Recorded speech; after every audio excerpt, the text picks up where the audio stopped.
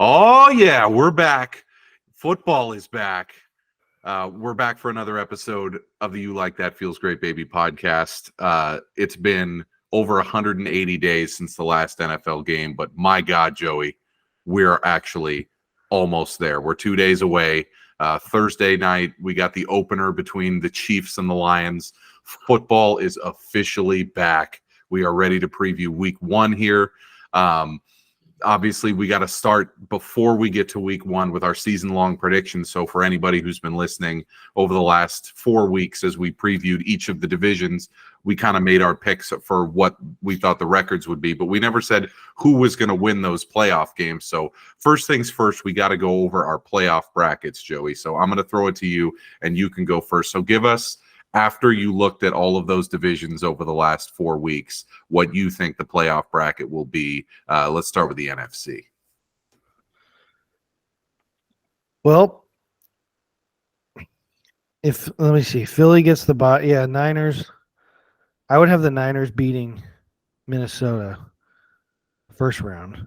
Okay, so your 1 seed is the Eagles, your 2 seed is the Niners, and then that would mean the 2-seeded Niners. I forgot. They're not looking at the screen I'm looking at. What an idiot. So I'd have Philly, Niners, Lions, Panthers, the division winners, and then Seattle, Dallas, Minnesota. I would have the Niners beating Minnesota at home. I'd have, oh boy, Lions, Cowboys, and that's a tough one. You know what? Sadly, I'd probably have to go Dallas. Mm-hmm. And then I would have first Seattle. Home playoff game in Detroit for a million years.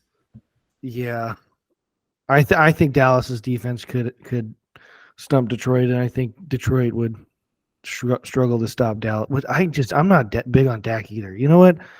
Nope, still going Dallas, and I think Seattle would crush the Panthers. Okay, so that means in your second round in the NFC, you would have the Eagles hosting Dallas, and you would have the Niners hosting Seattle in that scenario. Yeah. Then I'd have Eagles Niners. I mean, yep. With the Niners going 3-0 against Seattle last year, I'd have to see it this year. I mean, I think that'd be a hell of a game. And yeah, I don't think Dallas is going to Philly and winning. And then I would have Philly beating the Niners again.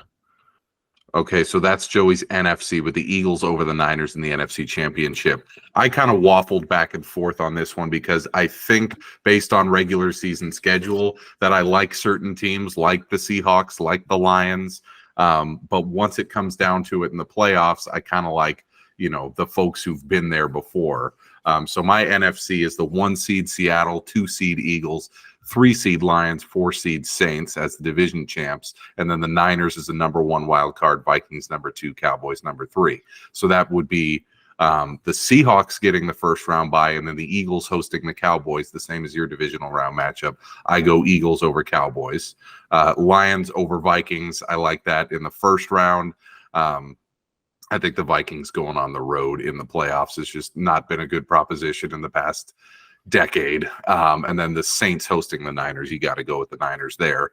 And then in this scenario, it would be the Niners at the Seahawks in the second round. Also same as the one I had, but it just in Seattle. Just in Seattle, and I'm going to give the Niners the nod there. I think that will be an incredible game if it happened. And then Eagles, Lions, you got to go with the Eagles. I mean, they've been there, done that. This would be a game where I would obviously think they would have a bit of an advantage on both sides of the ball, especially the Lions.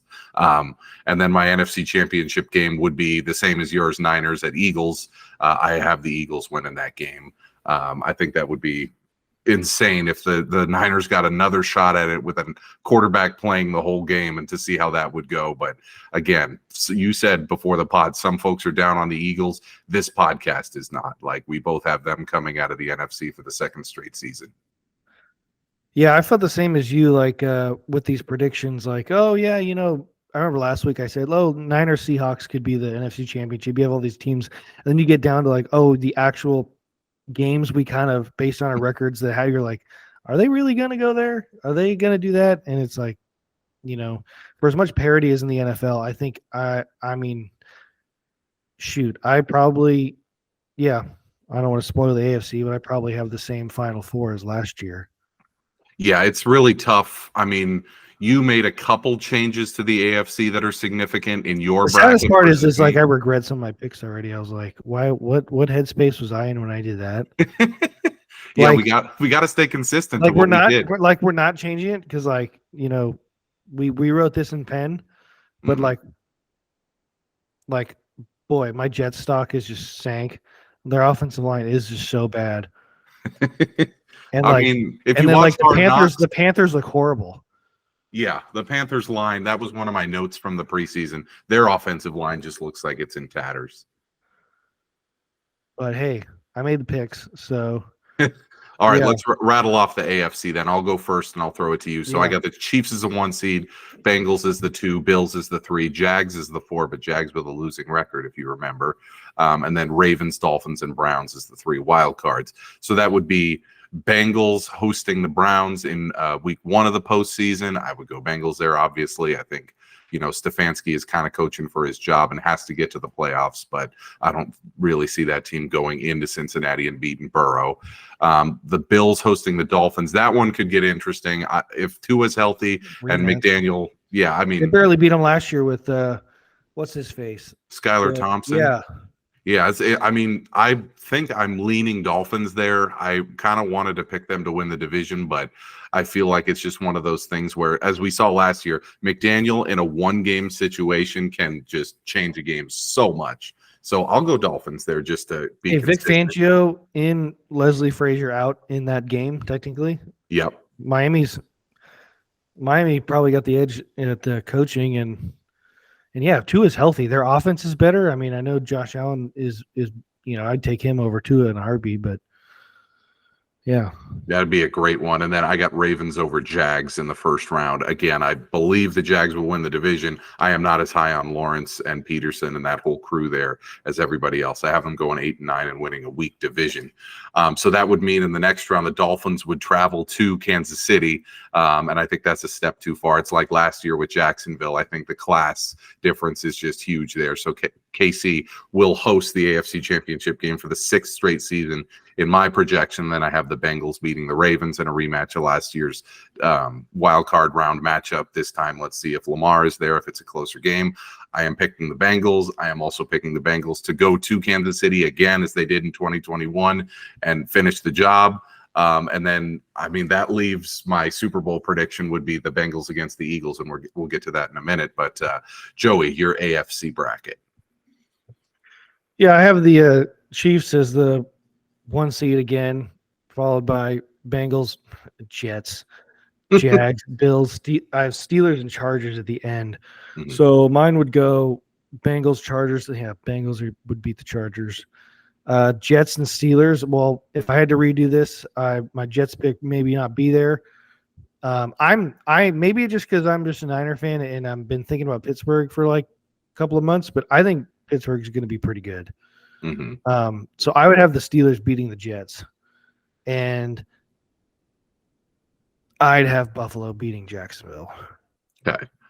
Yeah, I was surprised you don't have the Dolphins on the list, but as you said in the AFC East pod, you I just just don't can't think he's going to trust stay Tua. healthy. Yeah. I want to. I just don't know if he's going to stay healthy. And with a tough division, I think the Chargers could go 4-0 against the Raiders and Broncos, and I know I'm not super high on the Patriots, but I mean, simple as that. I mean, it could be that's the difference of who gets in and who doesn't. So then I'd have Bengals, Steelers. I would take the Bengals, and then I'd have Bills. No, you'd have Bills no, at Chiefs. Bengals. I'd have Yeah. Chiefs, Steelers. Yeah. Yeah, so Chiefs would be the Steelers, and the Bills. Bengals would roll them, and then I'd have the Chiefs and Bengals again, Yeah. just like you do at Arrowhead. Which, by the way, that could be like we could look back and see like an all-time rivalry between these two. Like, I mean, I don't want to foreshadow, but like, I mean, do they meet again like in 24? Like, and I mean, with the quarterbacks, I don't know. I mean, it could be 3 straight this year. It could be 4, but I have the Chiefs beating the Bengals just because I do think. I mean, I love Joey B, but I think Patrick Mahomes is on a different level, and I'm not. I know it's just like pretty safe pick, but Until he gets beat, which I guess Burrow already did beat him once there. Right. I just think the Chiefs, Andy Reid at home again. Yeah. The coaching advantage is pretty large there. We think Zach Taylor's made strides, but Reid is on a whole nother level. And I think Chris Jones will show up by then. Yeah. I don't know. Maybe I think differently if it was in Cincinnati, but it's never going to be in Cincinnati, with Cincinnati being in a tough division. I think the thing that made this, for both of us, made this kind of feel like we had to go Chiefs Bengals in the AFC Championship game is the Chiefs play both of their games against the Bills and the Bengals in Kansas City. So it's likely they'll have the tiebreaker for both. And then the Bengals play the Bills in Cincinnati again, just like they did last year in the DeMar Hamlin game. And it's like, anything happened in that game? Yeah. And that's what I'm saying is like, if these games were all in Buffalo, maybe we would be more confident in Buffalo, or if, there was a nice mix there. I don't know. Everyone talks about how tough the AFC is and like, how there's so many elite teams. I'm like, no, there's 2 elite teams in the AFC. Like, I think there's the difference between Kansas City and Cincinnati compared like them between mostly people think Buffalo's that 3rd team, but some people, like you said, are throwing Jacksonville in there. Some people still want to throw the Chargers there. Like, no. Mm-hmm. I think there's a pretty big bet. Yeah, Dolphins, Ravens. But you said there is a sizable gap for sure, especially with the level of quarterback play and, the contract for Mahomes not being as bad as, some of these new ones. The other thing, too, is I think Kansas City had like the most snaps played by rookies in the whole league last year. Mm-hmm. Like, that was supposed to be their, like, step back to take 3 steps forward. Well, they won the Super Bowl. So Travis Kelce doesn't look like he's slowing down. I mean, Mahomes, again, I thought we'd never see Brady get touched, but boy, who's to say he wins another Super Bowl MVP, what is stopping him? I don't know. So ugh. In that light, you're definitely going Chiefs over Eagles in the Super Bowl. Oh, yeah, Super Bowl? Yeah. Yeah. It's like you said last year, you're like, the Eagles have the Avengers. Like, I thought the Eagles coaching staff was much better than what it is this year. And Andy Reid worked them, especially in the second half, I thought. I don't know. I like Jalen Hurts. Jalen Hurts seems like a fantastic guy. He's just not. I know he was kind of in the conversation last year for MVP, but he did not have like MVP. If you put his stats directly with Mahomes, like Mahomes threw for like 1,000 more. I know Hurts had the rushing yards, but I do. Yeah, you're going Chiefs. Especially if they outlaw the QB sneak by then, what is Philly going to do? Yeah, the butt push or whatever they were calling that at the end of last year. Like I remember texting, I'm like, I'm not joking. Like, if they're going to make a rule change about this, I'm watching rugby right now. They never did, but yeah, I really like Philly, but yeah, I don't know. Yet another Super Bowl for Mahomes. I think, yeah. So I'm going Bengals over Eagles, just to kind of shake things up. I wanted to pick the Eagles originally, but I feel like based on what I've seen to this point in his career, starting in 2019 at LSU and then to this point, Joe Burrow, to me, is already one of the top 6 or 7 quarterbacks I've seen in the NFL in terms of just calmness under pressure, accuracy as a passer, just having that it factor. And I'm like, I feel like his career takes on kind of a different path forward if he becomes kind of the early career Peyton Manning, where he always loses to Brady and Mahomes is the Brady. I think it does him pretty big that he already beat him once. Yeah, that helps him for sure, but it's like, it helps it, but it's gonna get stale if he doesn't do it again. Exactly. Like, he has to go get over the top. And I think when he gets the big contract, it will be more challenging for him to do so. So this is the year for him and Zach Taylor, in my opinion. This is, if it's not this year, maybe they'll be able to continue to contend. But with this core, with these coordinators who are getting opportunities going forward for sure, I think this might be maybe not the last year, but maybe the first of the 2 seasons that Burrow will have with a relatively team-friendly contract to try to contend before, that 50, 55, 60 million a year kicks in.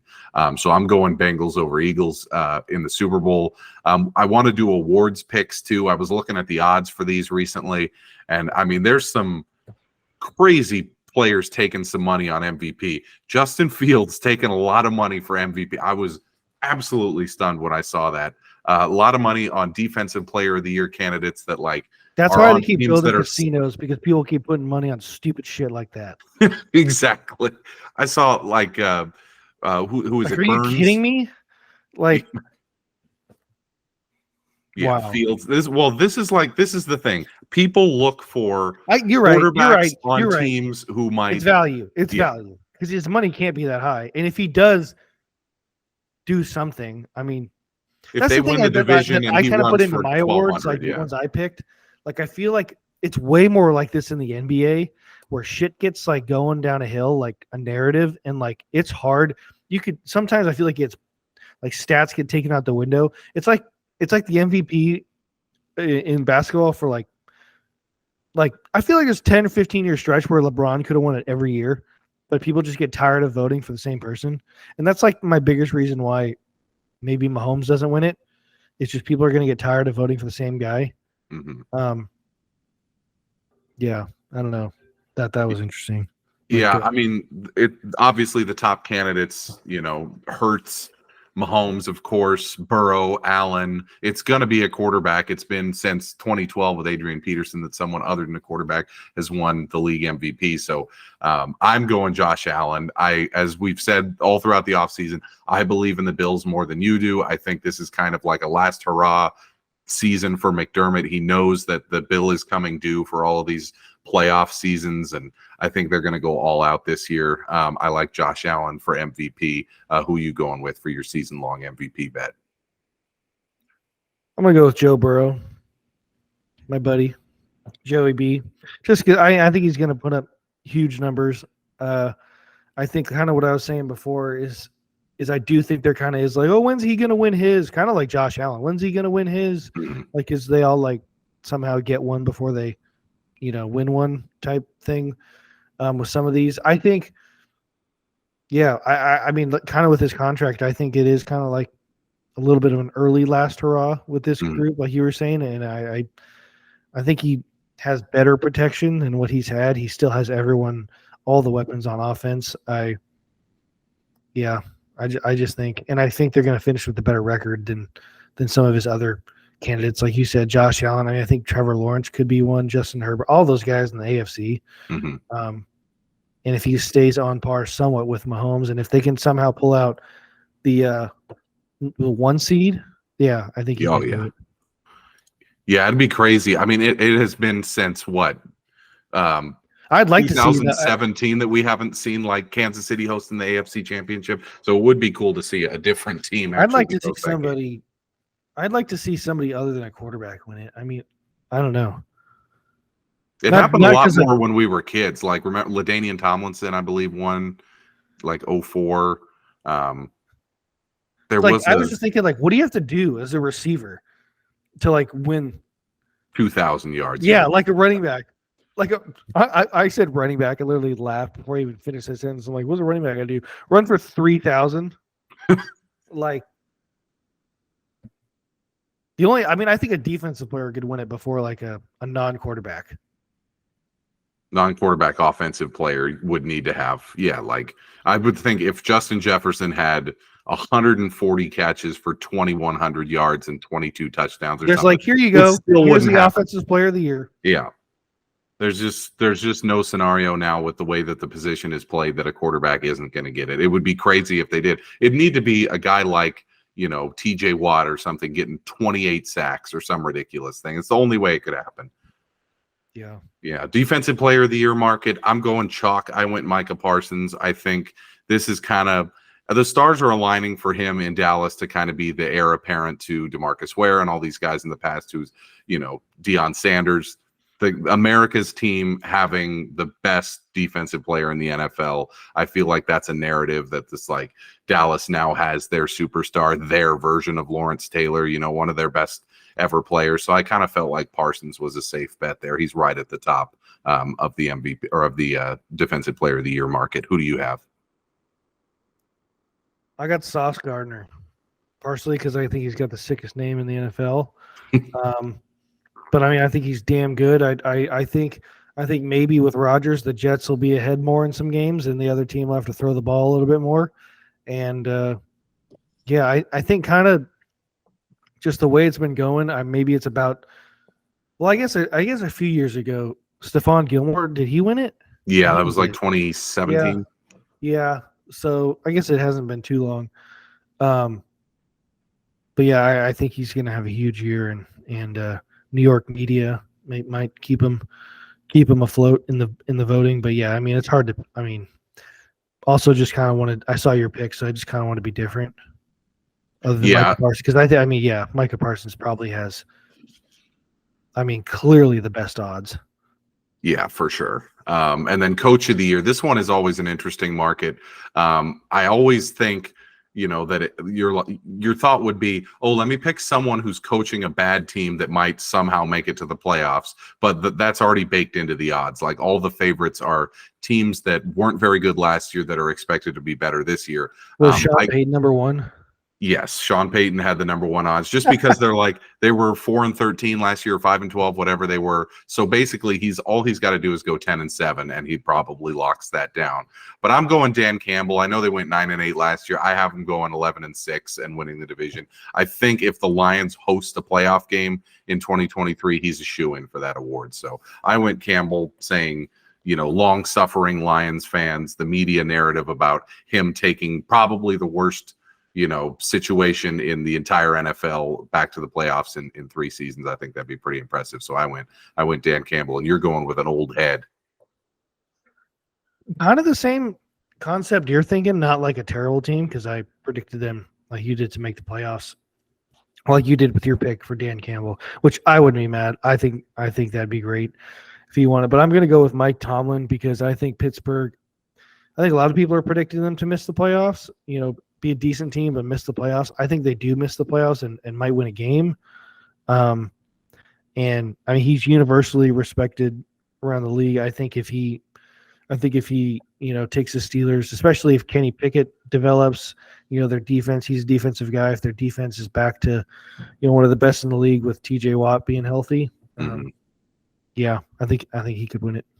Yeah, I think that's a good bet. He's a little bit further down the board, somewhere in the 15-1 range. I might actually put a little dinero on that one before the pod is over. Let's go over to your Jack in the Bum of the week. A lot of candidates. How about comeback player of the year? I got DeMar Hamlin. I put my house on that. Minus $1 billion. That's just a guarantee. All he's got to do is play one snap week 1. Boom. And rightfully so too. Like one of the greatest stories in the league. I mean, it's just like. I remember there was one year, I don't know if it was, I think it was hockey, but like 2 guys had came back from, one was like really bad injury, one was something, and then like the other guy, it's like, oh, he had a stroke and beat cancer. No shot. Yeah, good luck. I don't even think you can bet on that because Hamlin is such a large favorite. Like other choices would be who, like Calvin Ridley, who came back from gambling. Like what? You put Russell Wilson. Yes, that would be a worry if somehow I wouldn't want to wait though if I was him, because they'd be like, "What do you come back from? Like some sob story?" He's like, "No, I was just ass." And then all of a sudden, I found it again. Yeah, that would be hilarious. No, Hamlin is a shoo-in for comeback player of the year, and then offensive player of the year. I wasn't even going to put that on there because it's always the wide receiver or running back who should have won the MVP but can't because it's a quarterback award now. Yeah. It'll be whoever, between Justin Jefferson, McCaffrey, any of these, elite skill position guys. Yeah. They'll be like, you were great on offense, not MVP level, but great on offense. Like that. I just find it funny, like offensive player of the year. It's like, yeah, it feels like the silver medal. Yeah. But like defensive player of the year feels like a gold, even though they're supposed to be like the same thing. Because in theory, you could vote for a defensive guy for MVP, but no one really does unless you are like Aaron Donald in his prime or something. And even then, he never got close. Yeah. Yeah. So that's just funny.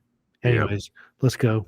Yep. Time for the Jack and the Bum of the week. I had a few candidates on here based on the first weekend of college football, which was a blast, by the way, following all those games. There were a lot of good ones this past weekend. I was going to say TCU as a candidate for Jack and the Bum of the week after playing in the national championship game last year and then losing as a 21-point home favorite. They lose favorite. 65-7. They did. That's true. But then to be a 21-point home favorite against Colorado and having Deion, they played the 96 Bulls Saturday. Did you see Deion Sanders doesn't name captains; he names dogs and leaders. That. Yeah, I was watching the game. I was actually watching the game, and I was like, "What is that?" Like, it's a D on his uniform and an L. Yeah, I got to be honest though. Like, I did watch it like most of the game. I'm like, other sports are screwed because like this is like 9 a.m. on a Saturday. I know I can't go anywhere with a baby, but I'm like, this is electric. Like him, like the big college football, like TCU, the school that like you said, national championship runner-up last year, just feels big. It's like, what else am I supposed to be doing today? It was. I don't know what the TV ratings were, but I watched most of the game and yeah. TCU brought the energy. I know they lost. I know they lost a lot of guys to the NFL, but yeah, 21-point favorite and give up 45. Yeah, not a good. I think people don't. I think people undersell how bad Colorado was last year. They lost 11 games by an average of 29 points. I mean, it's probably one of the 5 worst rosters in college football. I guess maybe it's not because Deion replaced pretty much everybody. Yeah. So it's really not the same team at all. But it's an incredible turnaround and like. When I watched it, I was like, his kid. Like, I mean, he's got the last name. Like everyone says, he's Deion's kid, but like, is Shedeur going to be a first rounder? Like he threw for 500 yards. Like he looked great. Super accurate. I'm like he kind of looks smaller. Maybe I think it's just a camera angle with the stadium was like super. Yeah. Well, I looked at he's 6'2". Like, I mean, obviously he's athletic. Yeah, I was. I had the thought about this weekend. We'll get to your Jack and the Bum of the week in a second, but I was thinking it would be so great for college football and NFL football if more like Hall of Fame legendary players got into coaching. Like it doesn't seem to happen much anywhere. Like, well, aren't they like rich? Like exactly doing nothing. But like that's why I think Deion thing is so impressive. Like this guy could be doing anything else. Yeah, like he's rich. He's more than rich, but he chooses. Like I hope he. I mean, he probably could coach in the NFL. I don't know if he wants to, but I hope he coaches college for a long time. I think he could impact so many young people's lives being a college coach. I mean, obviously he can coach. I mean, I think they only had 6 penalties. Like it was 100 and some degree heat. Like a bunch of guys who never played together before. Mm-hmm. I watched that game and I'm like, are they going to beat like USC, Utah? Like I was like, is the Pac-2 back? Is the 2-pack the Tupac? The last season of the Pac-12, and they have like all these amazing storylines. You're like, wow, way to fumble the bag. Like Utah's good. Like Oregon, Michael Penix Jr., Washington. Like, are we back? And then they're like, see ya. Yeah, Oregon won 81-7. I was like, throw the towel. Like, come on. If I was somewhat running any of this, I'd be like, you know what? Like, yeah, Oregon, Georgia, you can't play like Montana State School of the Deaf. Like you can't play them. Like you can't play them. It's got to be, Division I versus Division I. You just can't do it. Like it should be like the NFL. Like I know they it's all not regulated, but like if you finish first in the SEC, you should have to play who finishes first in the like Big Ten. Mm-hmm. You shouldn't be able to schedule like Rutgers instead of, Like, why is San Jose State playing USC? Like, why do you get to play? I mean, I know it's like, it's like every time I watch it, I think of the movie The Longest Yard. Like, it's a tune-up game. We're just going there to get smoked for some revenue, and so it funds this whole program. Yeah.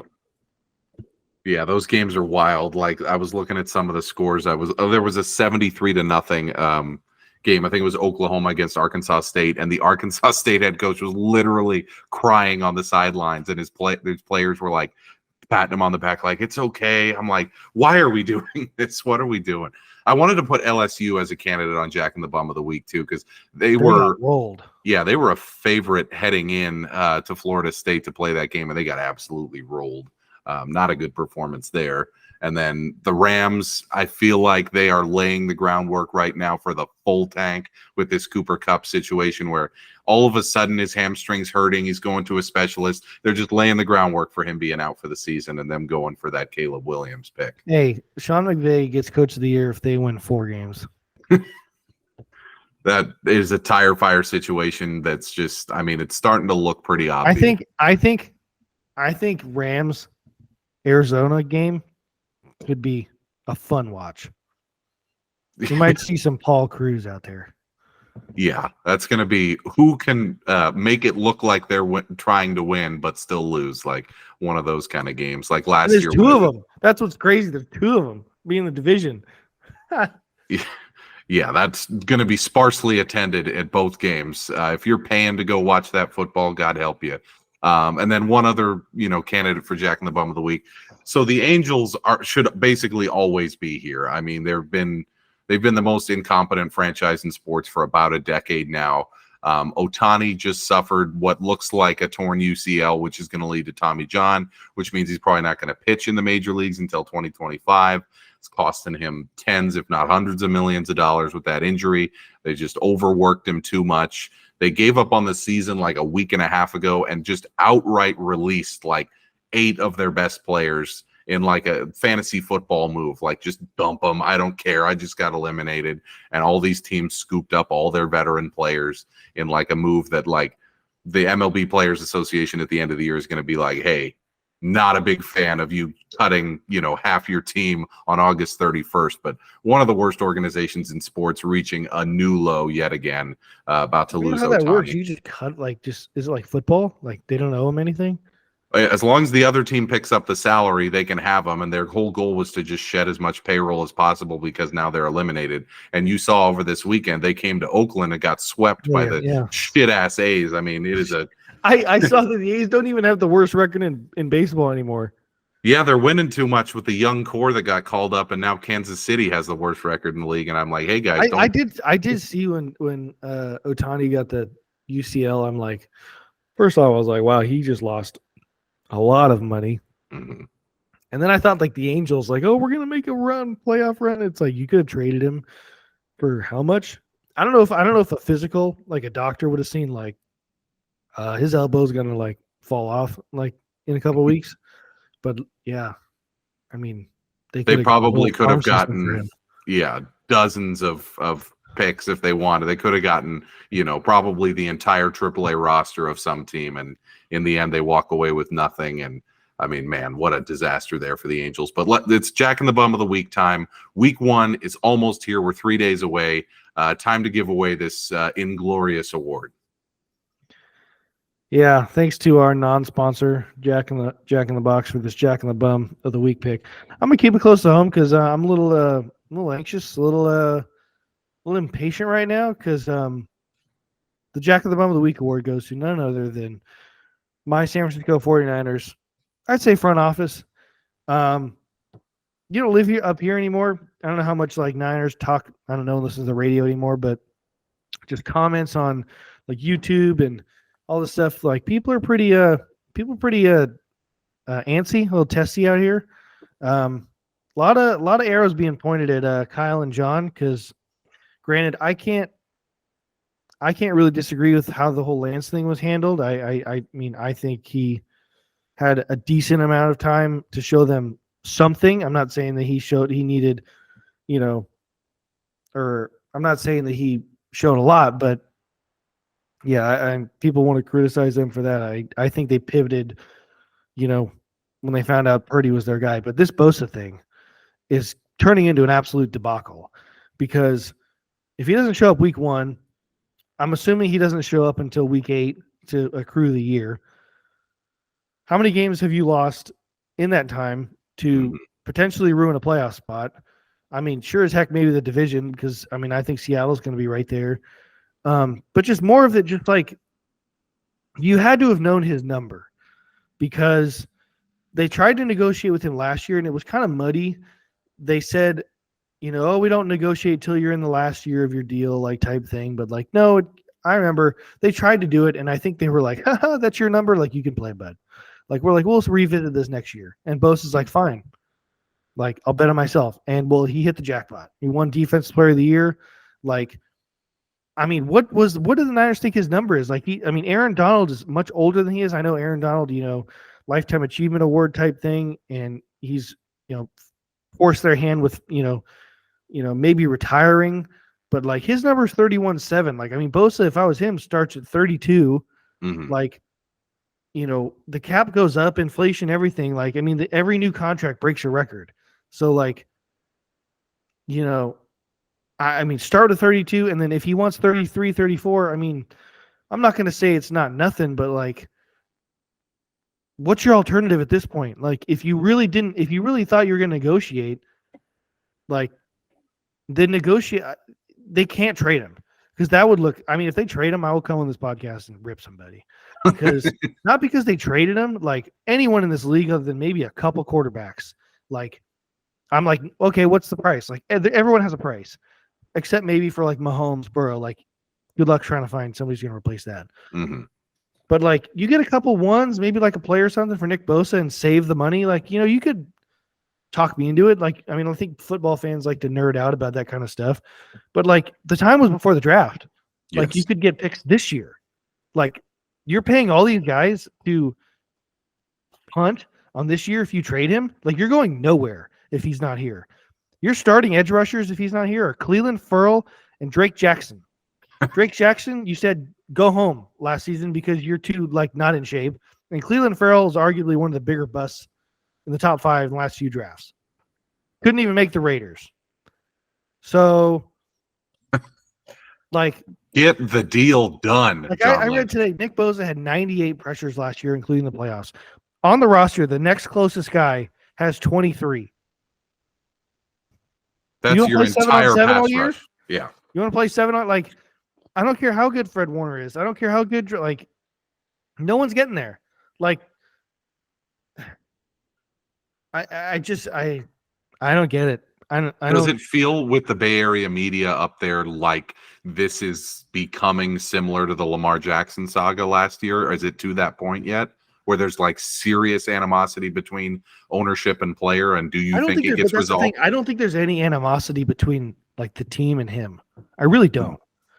Like the Niners have known to negotiate. They really try and win every negotiation. Like the Debo is a very emotional player. That's what makes him, who he is. But he was very emotional last summer when he was not getting the offers he wanted to get.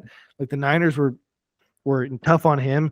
George Kittle has come out and said that negotiations were not fun with their front office. Same. Fred Warner has said the same. They all signed.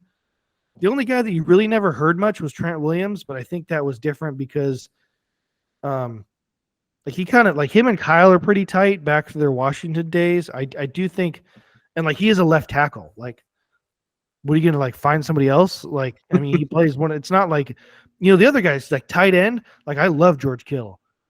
Like paying them is risky.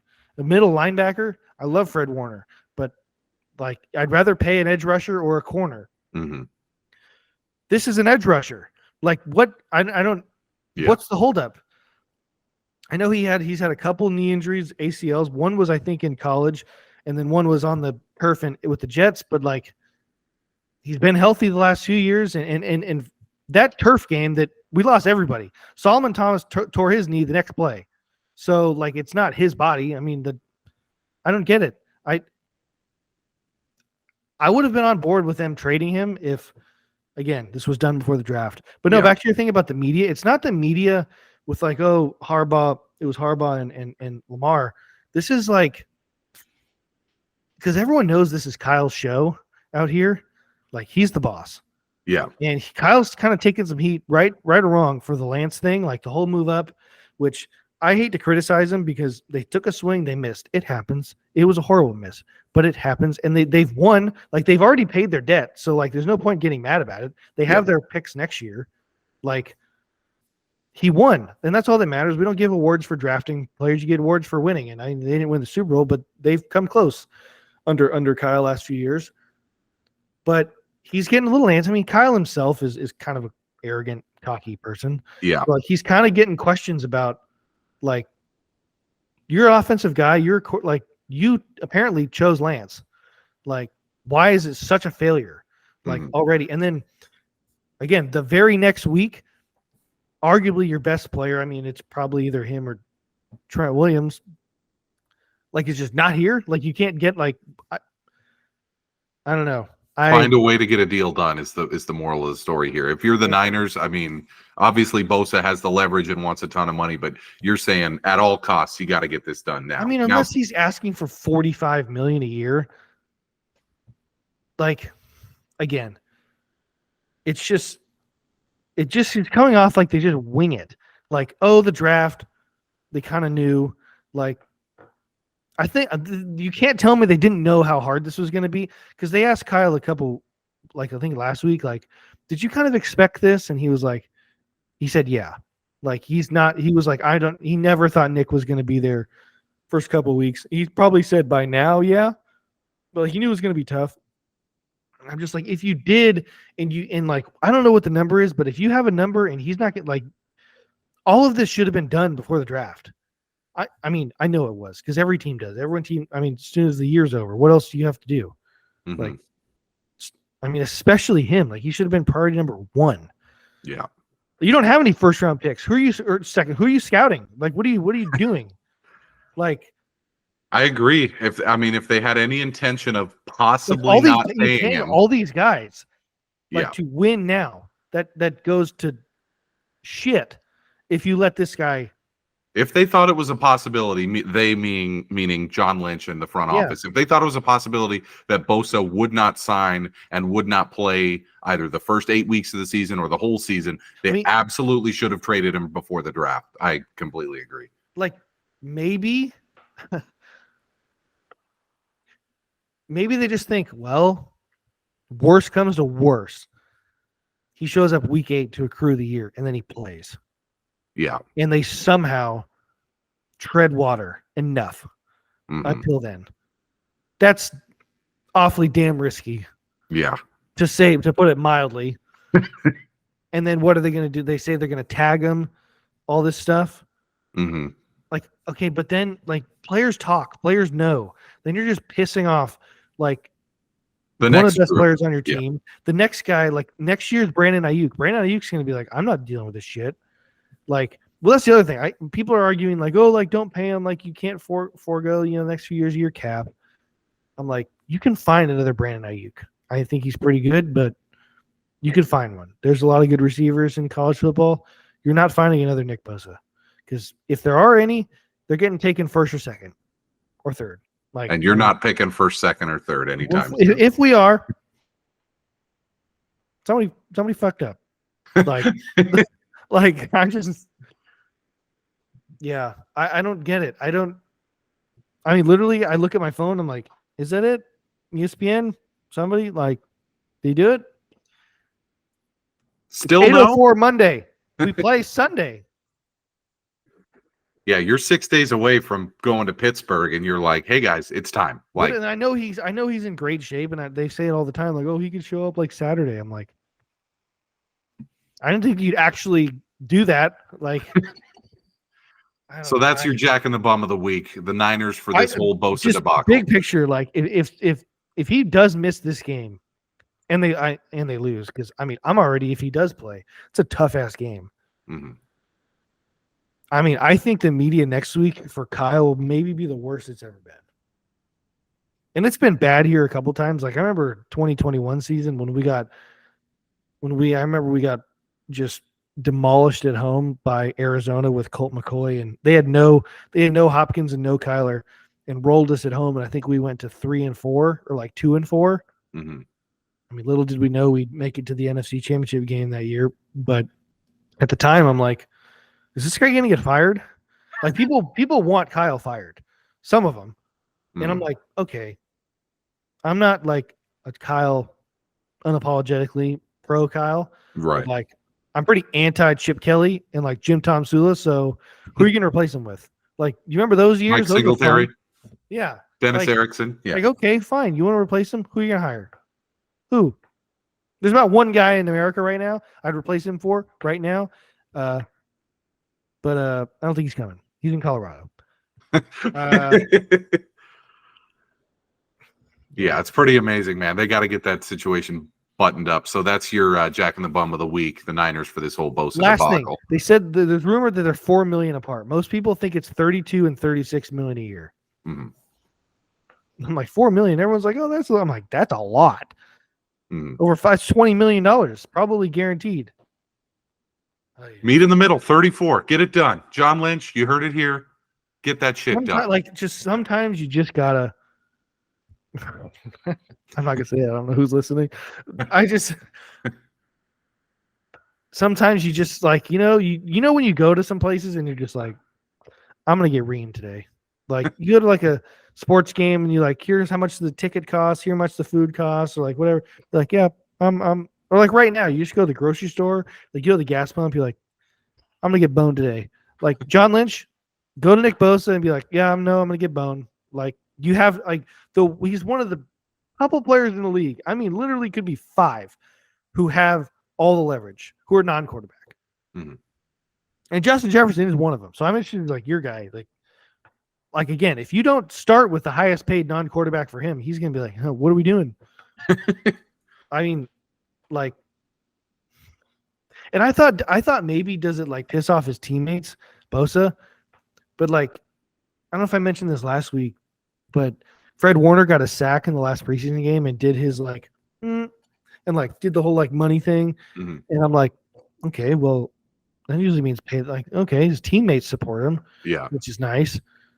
But like, it's going to turn into this team versus front office type, and that's never good. never good. Never good. That we Oh, saw what that did to the Raven locker room last year. Cannot happen to the 49ers in a year where they're expected to contend for the Super the Bowl. Ravens had a Pro Bowler though behind And Lamar Tyler Jackson. Huntley. I mean, I mean, elite. unless Cleveland Farrell's winning comeback player of the year from being mid.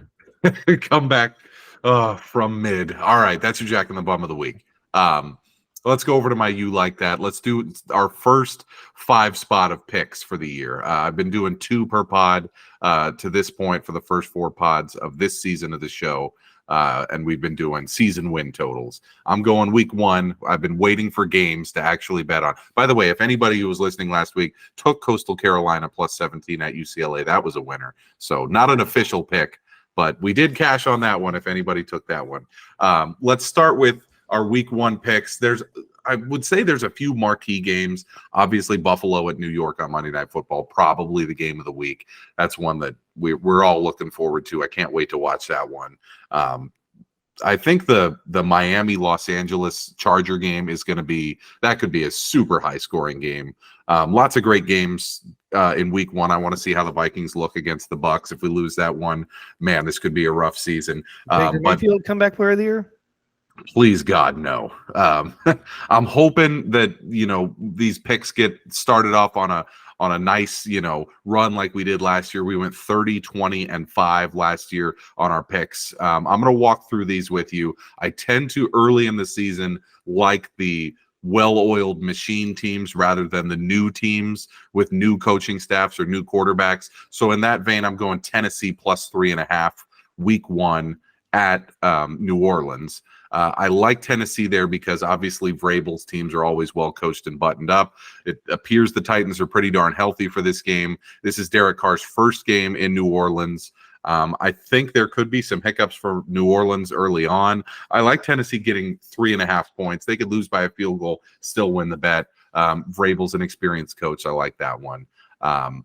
You stop me here if anything shocks the living shit out of you. Pittsburgh plus 2.5. I know you're probably not against this one, even as a Niners fan. Tomlin in week 1, Purdy coming off a UCL, the Niners possibly being without Bosa. This felt like one that I had to take here, plus 2.5. Yeah, I mean, again, like I had, Not feeling good. No. And then one that really surprised me. This line has moved. I'm So honestly shocked the Niners are favored. yeah, after everything, right? I mean, I guess they're I thinking mean, pick. I mean, is that line factoring in Bosa not playing or playing? I would imagine playing. I would be surprised. Because, like, if there was like a percentage of him playing, like, I'm saying, like, right now, 30% he's playing. Really, Like, that low? Okay. because Well, then I even love if, my but Pittsburgh pick. even if he signs, are they going to want to pay him all this guaranteed money and have him go rip a hamstring week 1 if he's not like raring to go? Like, Right. That makes me feel even better like about the pick. which I kind of agree with. I would take that right now if he's signed and like happy and there, and he can rush the passer on third down. Mm-hmm. Fine, but still, Yeah, I took in Pittsburgh. I took them on the money line plus 130 and plus 2.5. I believe might be moving to 2. Yesterday it moved a little Pittsburgh bit. looks like the Globetrotters in the preseason. Yeah, they've looked great, and we all know how Tomlin is early in the season. His teams don't commit many penalties. Last year, they went into Cincinnati and beat Burrow in Week 1, and that was with Trubisky. My third pick is Green Bay plus 2.5. That has moved to Green Bay plus 1. They're at Chicago Week 1. Give me LaFleur over Eberflus. That's just. I mean, that's a coach who's been to. Believe 3 NFC Championship games against a coach who's 3-14 in his career. I don't even get this at all. I mean, if I was making the line, I'd make it Green Bay minus like 6.5. Yeah, and they're catching 2.5. They're now catching 1. I bet it at plus 2.5, so that's what we're going to grade it at. But I just don't see a scenario where the Bears run away with the game. Like, yes, maybe they win by 3, maybe they win by 1 on a last-minute field goal.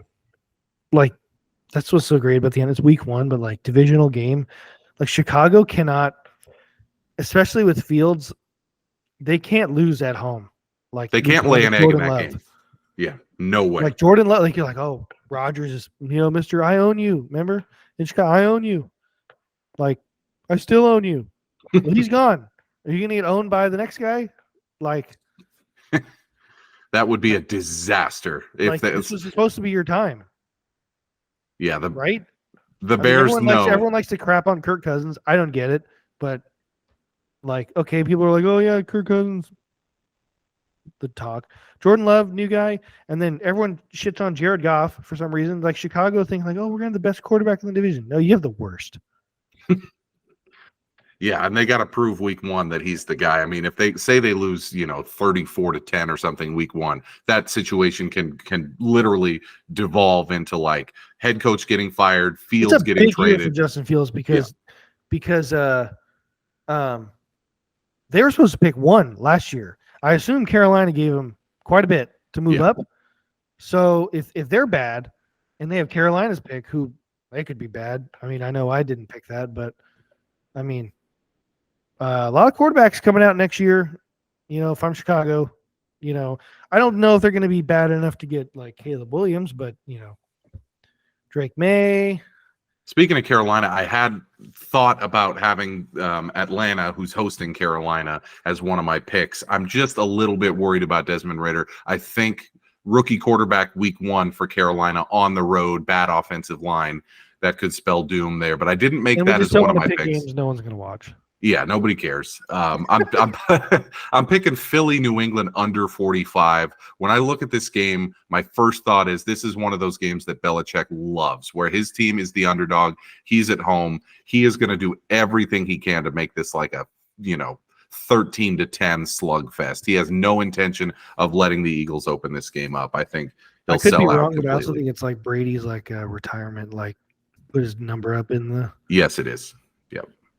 And this game is a 125 Pacific. I mean, I agree with you 100% with the game being under because it's going to be 37-3 Philadelphia. I'm thinking they do everything they can to bottle up Hurts. I don't know what it was, but somebody today I was watching picked the Patriots to win. I'm like, hey, I might be wrong.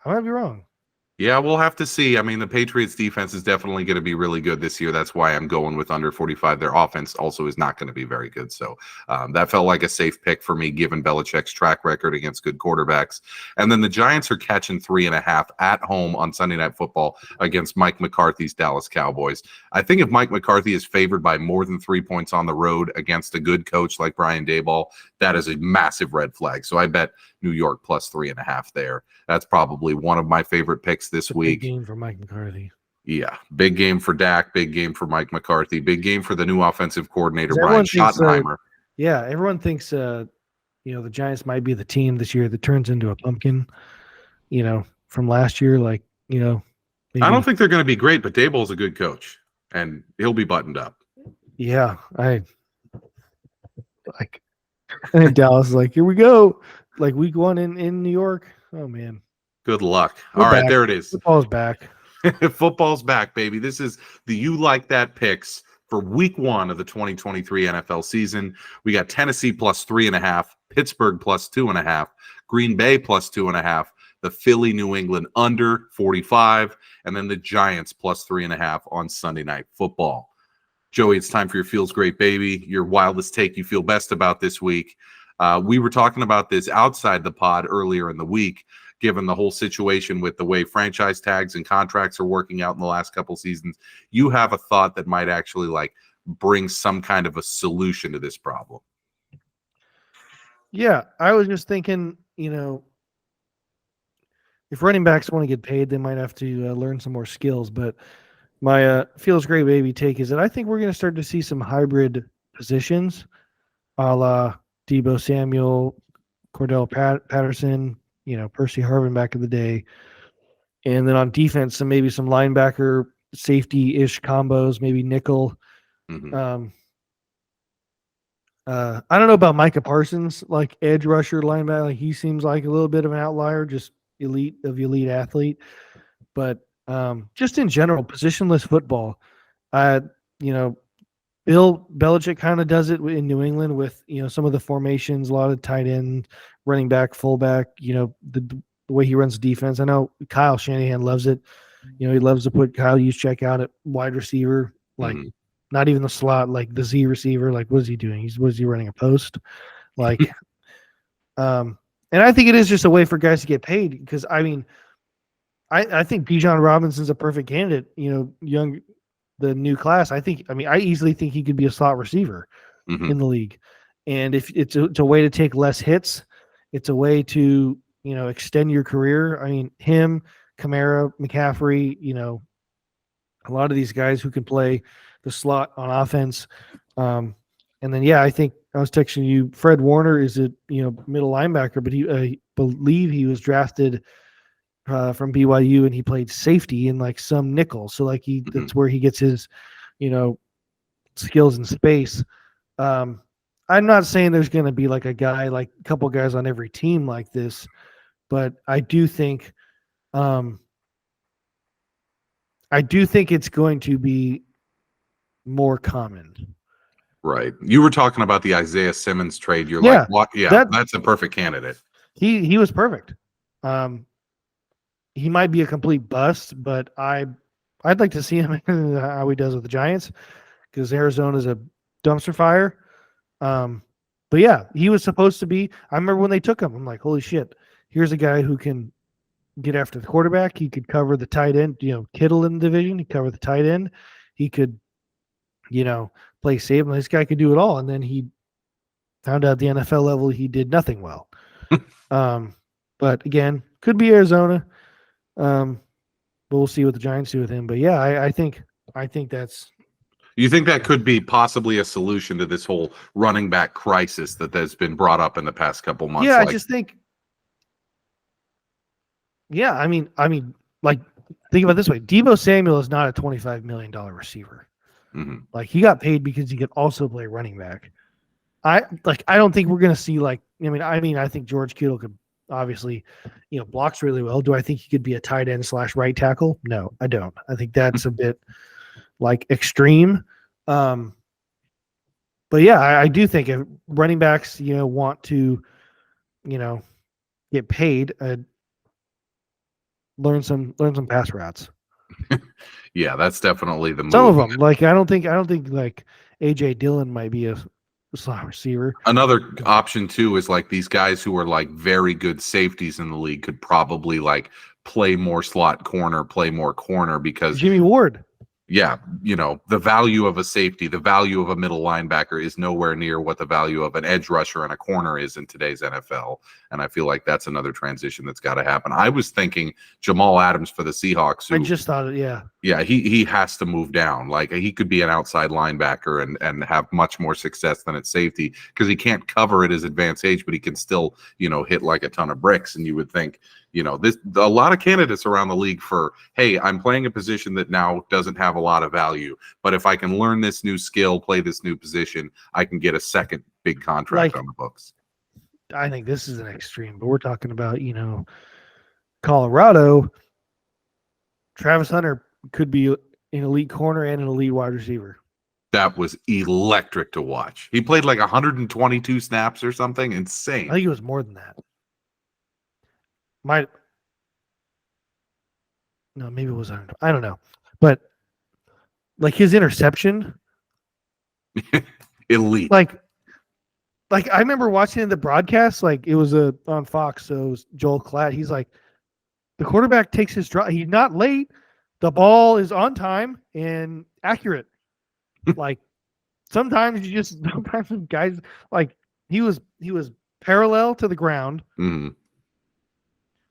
And then he's like, oh yeah, goes off the field. And then they're like, all right, got to go back for offense. And like he was high pointing the football, like as a receiver going over the middle. Like I'm like, could this guy do it? Like, are we about to see like Shohei NFL? I mean, because like, why hasn't a guy done it? It's like Dion used to do it back in the day, which is cool. Yeah, like I think Charles Woodson kind of did it. Yeah, a little bit, but I'm like, has anyone like really tried? Like, it's so hard at the NFL level. Do you know how much of like a skill that would be? Like, you could save a team a roster spot. Mm-hmm. Like I've always wondered, like, why do we have two kickers? Like, can you punt? Like, right. I've always expected Belichick to be the first to do that. Draft a guy to be the kicker and the punter. That would be sick. Or have the holder be like, some offensive lineman or something instead of they have a long snapper. Yeah. How about the center snap the ball? Maybe do we need somebody who plays football at any relatively decent level at all to come and tell me I'm crazy? But I mean, I'm not saying it'd be smooth like day one, but a lot of different ideas. Everyone's ready to tell Lamar Jackson to go be a receiver, like when he's in college. Like I'm just asking the long snapper I'm just asking the center to snap the ball like a little bit further. And we'll pay an extra like $600,000, whatever you're going to pay the long snapper. Yeah, exactly. So that's Joey's Feels Great Baby. Hybrid positions in the NFL going forward. Let's close the pod, talk about some stuff this week that happened outside the NFL. You deleted our fantasy football league that was mostly members of your family and old friends. You're like, just too many leagues. You decided, time to put that one to bed. I'm in 4 leagues, and that feels like way too many. It felt like too many before I had a baby. Now it feels like, no, honestly, like if I could, I'd really only be in one league, but wonderful Evan asked me to be in his league, so I'll be in Evan's league. But yeah, because I didn't like playing against a guy who I also had a guy in another league. I'm like, how am I supposed to root? Like, right. This isn't fun. Right. Like, it's not, I don't know, but yeah. It makes the viewing experience different. I'm just not great at fantasy to begin with. Like, I don't put in the time like most people do. You show up for the draft and then you dip out. I love to draft. Yeah. Love to draft. But like I haven't made a fantasy football trade maybe like in 3 or 4 years. Like you like going to the golf course but not to the driving range. Yeah. I'm a what was I gonna say? No, I don't even remember. I was gonna say something like, I take the test, but I don't do the homework or something. Yeah. I feel like I bit off more than I can chew this year. I was at one point going to be in 6 leagues. You deleted your league, which I was like kind of thankful about. Like, okay, there's one less. And then this old league. I know I crushed Jamie's dreams. She's really down about it. She got the email and she was like, "Oh, my team has been deleted." She didn't even remember she had a team. She was like, "Oh, thank God. I don't have to pretend that I'm watching, all this nonsense week after week." Her team name was Catching Kelsey. Did okay last year. If I could, I'd really only have one. Maybe I'll tell Evan this is me, my swan song. Yeah. But we don't need to be in 2 different leagues with the same people. Yeah, it's a good point. Well, he's probably got his friends. Yeah, I feel like a lot of these leagues are dying out. This one that I had been in for about a decade of all my old Safeway coworkers back in the day, the commissioner just wrote us like a week ago and was like, "Look, we haven't worked together in a long time. It's time to put this one to bed." I'm like, "Okay, I agree." So I'm down to Someone 4. respond in the group chat like or email like, "Thank God, never liked you anyway." Yeah, we're tired of having to Venmo people at the beginning of each season and being like, "God, I haven't talked to this guy in 7 years and I just sent him a Venmo. What are we doing?" But I'm in 4. I'm hoping next year I'm in 3 and it gets a little bit less. But fantasy football's here. Like if I could, I would do one for like 50 or $100 to maybe like keep me in it. Yep. Yeah, that would be ideal. But I'm in 2 of my leagues are money leagues, and then 2 of my leagues aren't. And the ones that aren't money leagues are the ones I care about more. Like I am just so invested in beating, the league that has my dad and my uncles and my brother and you and our old friends from high school. I'm like, I care about that league more than I do the one that I have a ton of money on, of our West Hollywood friends down here. But Duke rolled Clemson. What was the score in that one? 28-7. Whew. Dabo might be on the hot seat, huh? I mean, that's unacceptable to lose to Duke in week 1 as heavy favorites. In Big football. loss. Yeah. Not basketball. Basketball, that would be a 21-point loss at Duke. More power to you. But football, big yikes there for Clemson. One last thing before we close the pod. We were talking before the pod. You were like, I mean, you made the point so well. You're like, I never really think about how old I am, and then I think how old my sibling is turning or my friend, and you instantly go, "Oh shit, I'm old." Like you were talking about this before the pod, like your sister is about to turn 29, and you're like, "Wait a minute, like we're kids." Like this, how is this happening? It's creepy, man. Like just how you think about people. Like I was thinking about it, my younger sister is 29. I'm like I remember when we used to like get up for like Christmas and you'd be like 10, like 11 years old. I'm like, you're gonna be 30. That means I'm gonna be 32. And then you start to go the other way. You think about like your parents. I'm like, my dad's gonna be 66. like You're like, huh? what? And then it gets wild because now I'm just like, oh my God, he's going to be 2 months old. Like, a baby. No, it is. It's wild. The sands of time marching on. It's then you start to take it back to sports. You're like, oh, this guy, he's got it. Like you're scouting guys. You're like, wait a second. What's your birthday? You're like, we're on like the 07s now. Like insanity. How old are you? Like, I know football, you have to be like, a little bit older, but like baseball, hockey, like you're like, what? Your birthday's like in 2006? Like, huh? Yeah, soccer, you get a few of those where it's like a guy coming on for his debut and you're like, born in 2007. You're like, that's insane. That's the craziest thing I've ever heard. What are you, like 4 years old? Like, I feel like my mind is like just perpetually like in 2010 or 11. Yeah. Yeah. When we graduated high school, that's still like the math. I'm like 2010 minus the person. I'm like, oh, this is the end of 2023. So that means like, I'm like, oh, because I'm like, oh, 2013 was like what, like a couple years ago? You're like, no, that was a decade ago. Insanity, man.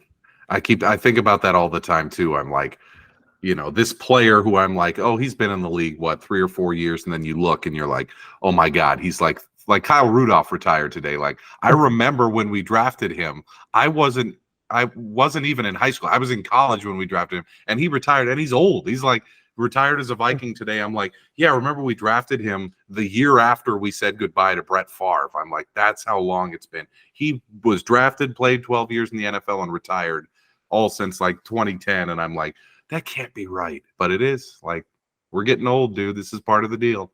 I remember when Lance was drafted, and you know, I thought about like getting a jersey. I'm like, he's a little early for a jersey, and I was right.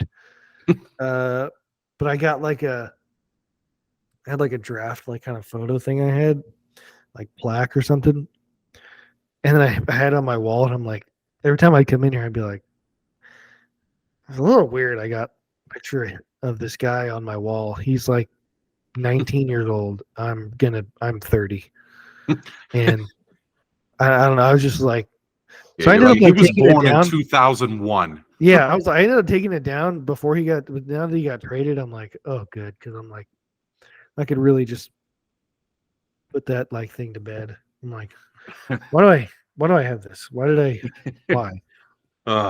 it's been It's only gonna get worse. Oh yeah, and it's only going to get worse too. I mean, it's gonna be, you know, as we get older, we're going to start forgetting players' names. The worst is when we call some player his dad. You know, like you see that every once in a while. Like we'll be like, oh, I remember when Brock Purdy Sr. was a quarterback in the league or whatever. Oh, That's when we're going to be like, oh, because I'm even getting weirded out seeing like, you know. I remember Randy Moss's son played for LSU in that title game. Yeah. I was like, what? Thaddeus Moss. Yeah.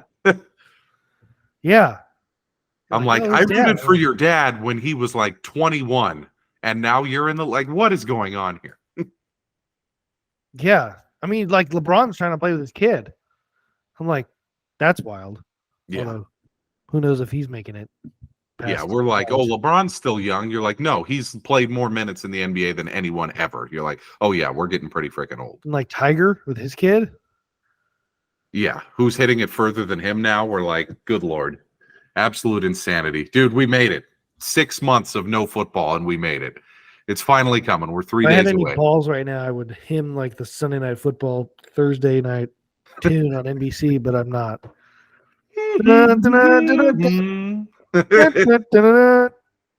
Cannot wait. Back. Can't believe it. Thanks for joining us, Lions folks. Game in history. Biggest game in Lions history. A ho-hum, yet another amazing game for the Chiefs coming up. We'll be back next Monday after the Bills-Jets game, which I am so looking forward to. And we'll have the recap of Week 1 and a preview of Week 2 and some more picks for you at that point. Thanks for joining us. Thanks for staying with us all off season. The NFL is back. We're 3 days away. We hope you're as pumped as we are. And thanks for listening again. We'll see you next week.